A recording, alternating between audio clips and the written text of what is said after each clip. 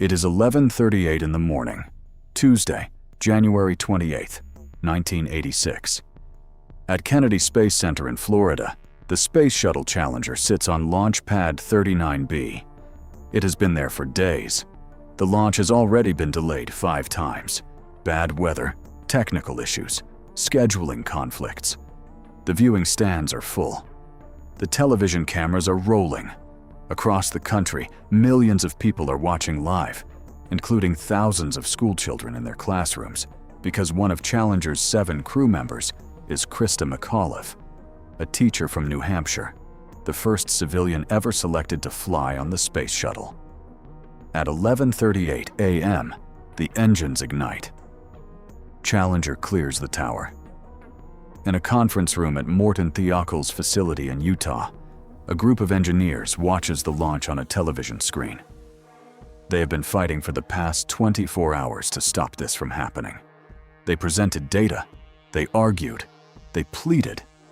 They told NASA that launching in these temperatures was dangerous, that the rubber seals in the solid rocket boosters would not function properly in the cold, that the shuttle could be destroyed. NASA launched anyway. One of those engineers, Bob Ebeling, watches Challenger rise into the sky and does not feel relief. At 73 seconds after launch, Challenger breaks apart. 7 people die. The teacher never makes it to space, and the world watches it happen in real time. The engineers in Utah already knew. They had known for months. They had said so in writing, in memos, in phone calls, in a teleconference the night before, that one of them would later call an unethical decision-making forum resulting from intense customer intimidation. This is the story of what happened the night before the Challenger launch. Not the disaster itself, but the meeting that made it inevitable. To understand the Challenger disaster, you need to understand the pressure NASA was under in 1986, and how that pressure distorted every decision that was made. The Space Shuttle program had been conceived in the 1970s as America's reusable space transportation system, a vehicle that would make access to space routine, affordable, and frequent. President Reagan had charged NASA with creating a system that would provide routine access to space. By 1986, NASA was trying to deliver on that promise. The agency had committed to an ambitious launch schedule, up to 24 shuttle missions per year. At the time of the Challenger disaster, NASA was already falling behind. The shuttle fleet had flown 9 missions in 1985 and was struggling to maintain pace. The pressure to launch and to keep launching was institutional, financial, and political. 1986 was to be the year of the shuttle, a launch roughly every month. Inside that pressure cooker, certain warning signs were being normalized. The O-rings, rubber seals designed to prevent hot combustion gases from escaping through the joints in the solid rocket boosters, had been showing signs of erosion on previous flights. This was known. It was documented. After the January 1985 launch of STS-51C, the coldest shuttle launch to that point, engineers found significant O-ring erosion in both boosters. The colder the temperature, they understood, the less flexible the O-rings became, and the less able they were to seal the joints before hot gas leaked through. In July 1985, Roger Boisjoli, a mechanical engineer at Morton Thiokol, who specialized in the solid rocket booster joints, wrote a memo to his superiors. It was direct and unambiguous. He described the O-ring problem and warned that failure to address it could result in his own words, a catastrophe of the highest order, loss of human life. The memo was noted. A task force was convened. And then, Boisjoli realized the task force had no power, no resources, and no management support. The launches continued.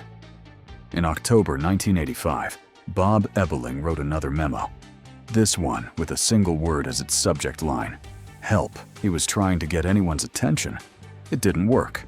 By January 1986, the O-ring problem had not been fixed. Sociologist Diane Vaughan would coin the term normalization of deviance to describe what had happened at NASA. The O-ring erosion was a known deviation from expected performance, but because it hadn't yet caused a catastrophe, it had been accepted as part of doing business. On January 27, 1986, the night before the Challenger launch, everything that had been building for 18 months came to a head. NASA called Morton Thiokol.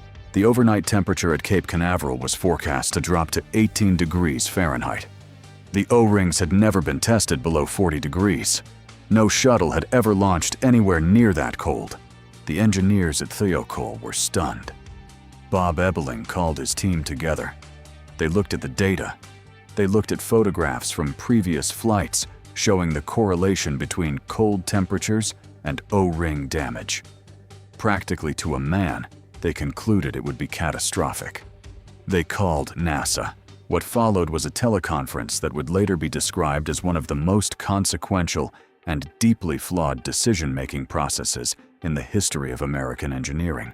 On one side of the call, engineers at Morton Thiokol in Utah, presenting data and photographs showing the relationship between cold temperatures and O-ring damage.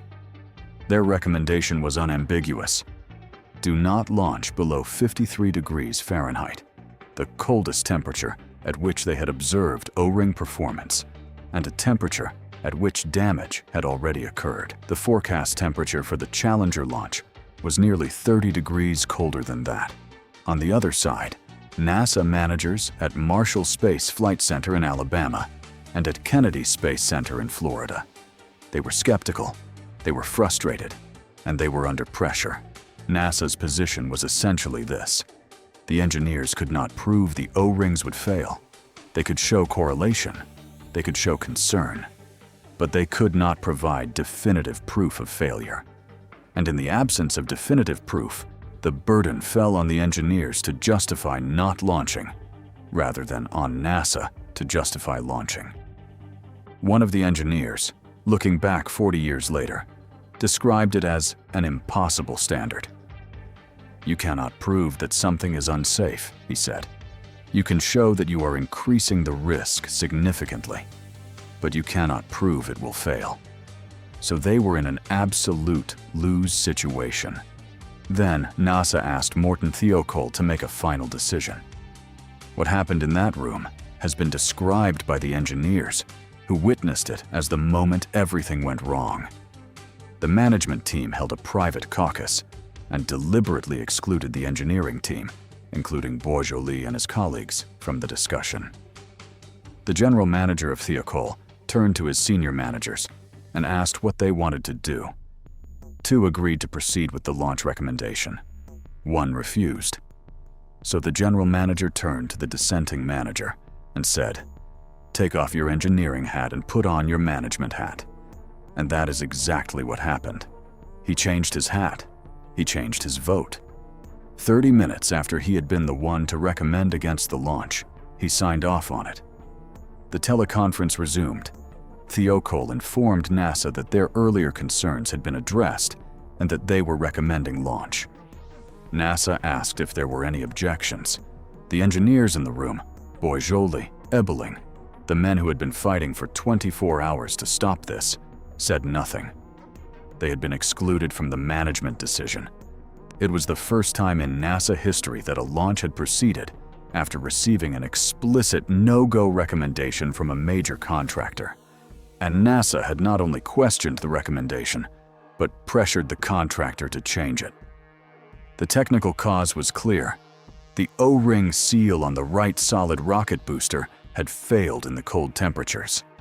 Hot combustion gas leaked through the joint, burned through the booster's casing, and eventually caused the external fuel tank to rupture.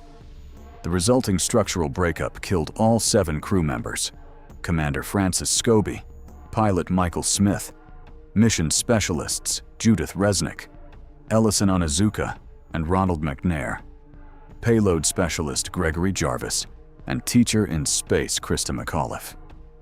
But the Rogers Commission went further than the technical cause. It investigated the decision-making process that had led to the launch, and what it found was damning. Test data since 1977 had demonstrated a potentially catastrophic flaw in the O-rings.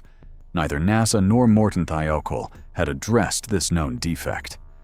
NASA managers had disregarded engineers' warnings about launching in low temperatures and had not reported these concerns to their superiors. The commission was explicit. This was not a technical failure alone. It was an organizational failure. The evidence had always been there. It just hadn't been seen by anyone who was willing to act on it. Alan MacDonald, the director of the booster rocket project at Morton Thiokol, who had refused to sign the launch authorization the night before, stood up at a closed commission hearing 12 days after the disaster and corrected the record when a NASA official glossed over what had actually happened. Morton Thiokol demoted him for speaking up. Members of Congress threatened to block future Thiokol contracts if the retaliation was not reversed. The company relented. MacDonald was eventually promoted to vice president and put in charge of redesigning the booster joints that had failed. The space shuttle program was grounded for nearly 3 years. When it returned to flight in 1988, the booster joints had been redesigned. New safety protocols were in place. The Office of Safety, Reliability, and Quality Assurance was established at NASA. None of it brought back the 7 people on Challenger, and none of it changed the fundamental fact of what had happened. Engineers had known. They had written it down. They had said it out loud in a teleconference the night before the launch. They had been told to put on their management hats. The cold was forecast. The risk was documented. The warning was given. And 7 people died because the people with the authority to say, "Stop," chose not to. Subscribe to Error Code, Human. New documentaries every Tuesday and Friday. The true stories of the decisions that change the world.